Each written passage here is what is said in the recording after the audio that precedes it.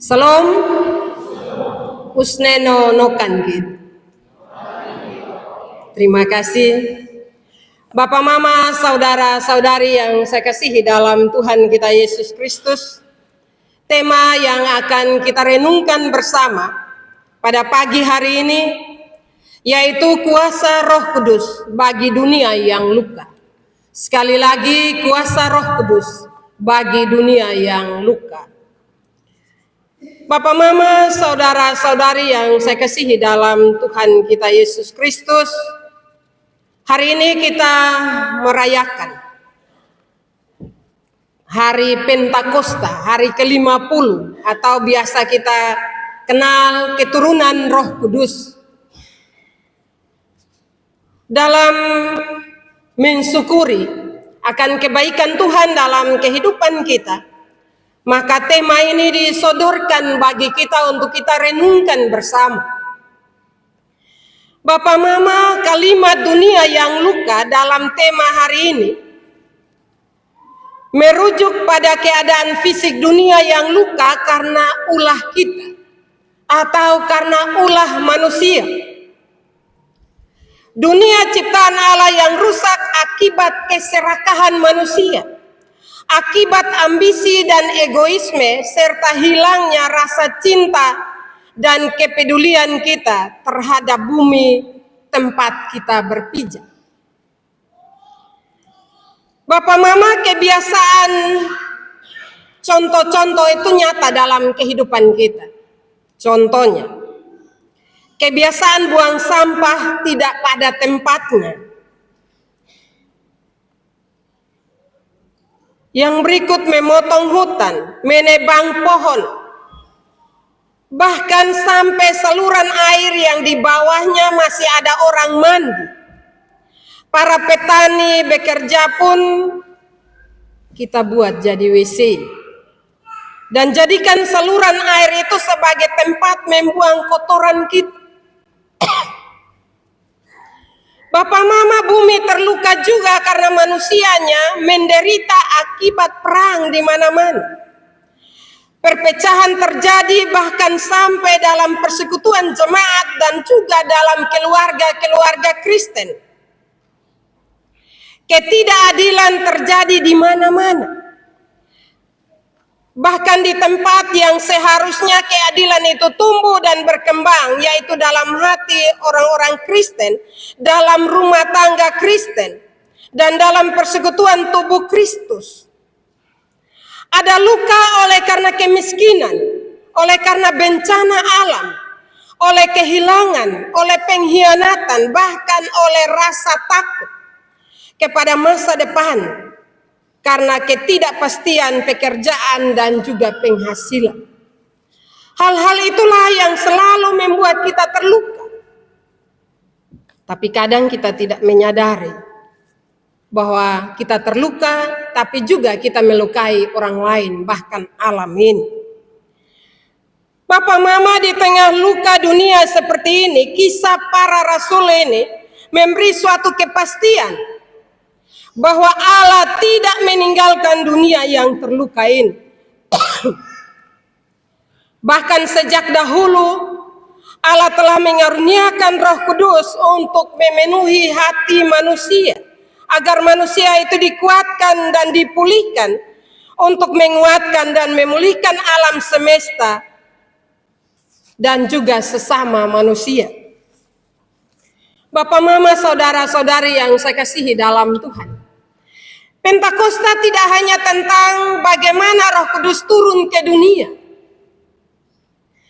ke atas kepala dan juga lidah para rasul, atau tentang perkataan seorang rasul yang bisa didengar dalam berbagai bahasa, tetapi terutama tentang peranan dan juga karya Roh Kudus yang ada dalam diri kita bagi keselamatan dan pengharapan dunia, bagi kemuliaan nama Tuhan.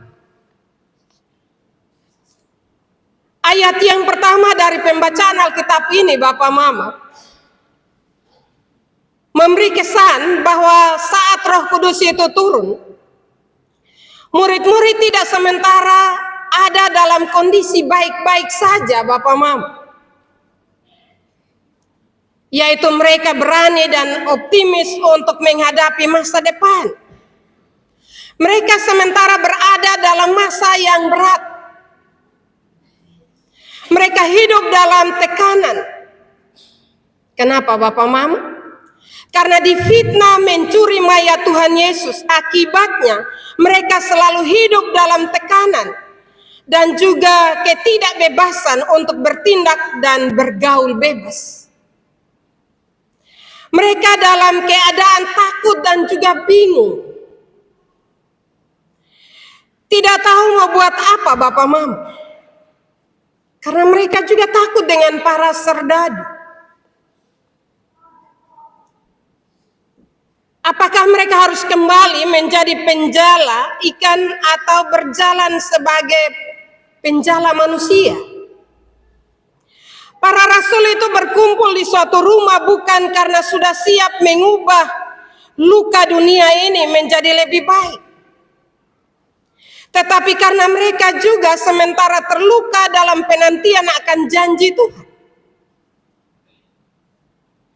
Dan di dalam keadaan seperti itulah Roh Kudus hadir bagi mereka. Jadi Bapak Mama perlu kita ingat bahwa Roh Kudus itu sering bekerja justru ketika kita menyadari bahwa kita terbatas dan tetap berharap kepada Tuhan. Tetap menunggu janji Tuhan. Karena itu kalau ada luka di hati Bapak Mama, kalau saat ini ada penderitaan batin, kalau ada kekecewaan yang mendalam, kalau ada tantangan hidup yang menerpa kehidupan kita, maka yang harus kita lakukan Bapak Mama adalah tetap berharap pada janjinya. Jangan menjauh Bapak Mama. Kenapa Bapak Mama? Karena kita terbatas. Di saat ketidakberdayaan kita percaya bahwa Roh Kudus akan menolong kita. Roh Kudus akan menopang kita. Roh Kudus akan mengangkat kita. Bapak Mama, saudara-saudari yang saya kasihi dalam Tuhan. Dalam situasi terpuruk dalam kehidupan kita, ada hal yang perlu kita lakukan dalam kehidupan kita. Menenangkan diri, angkat tangan, memohon kepadanya. Maka percaya bahwa Allah melalui pekerjaan Roh-Nya yang kudus akan membalut semua luka kita. Dan juga akan menyelesaikan setiap masalah hidup kita dan memberi kita damai sejahtera. Kita harus percaya kepada janji itu Bapak Mama. Tuhan menganugerahkan Roh Kudus itu bukan hanya untuk murid-murid pada waktu itu. Tetapi Tuhan mencurahkan Roh Kudus itu bagi kita semua Bapak Mama. Hanya kadang kita tidak percaya bahwa Roh Kudus itu dikaruniakan bagi kita semua. Akibatnya Bapak Mama, saudara-saudari yang saya kasihi dalam Tuhan, kadang kita terluka dan kita membiarkan luka itu terus menganga. Luka itu terus membuat kita menderita.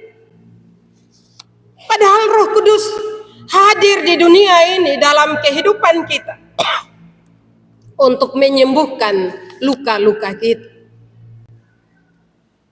Selalu kita bersaksi, Mama Pendeta ini luka terlalu sakit. Benar bahwa sakit dan pendeta justru bisa kasih sembuh Bapak Mama. Pendeta hanya bisa omong firman, mengarahkan, tetapi yang bisa menyembuhkan itu adalah kuasa Tuhan. Karena itu ketika kita terluka sekali lagi lewat kebenaran firman ini, hadirkan Roh Kudus untuk menyembuhkan luka batin kita. Bapak Mama dalam ayat yang keempat dari firman ini mengajarkan bahwa Roh Kudus mampu merubah ketakutan dan ketidakmampuan menjadi keberanian dan kesaksian. Sebelum Pentakosta terjadi, murid-murid ini menyangkal Tuhan. Mereka bersembunyi dan berkumpul di satu rumah karena takut. Tapi setelah Roh Kudus turun dan menguasai mereka, apa yang terjadi dalam hidup mereka, ada perubahan besar. Mereka menjadi berani dan keluar untuk berbicara dengan banyak orang serta bersaksi dan memberitakan karya Allah yang sebelumnya sudah menjadi tugas kerasulan mereka. Sekali lagi, dengan kehadiran Roh Kudus merubah hidup mereka dari yang takut, dari bingung, bimbang, kecewa, membuat mereka punya keberanian untuk keluar.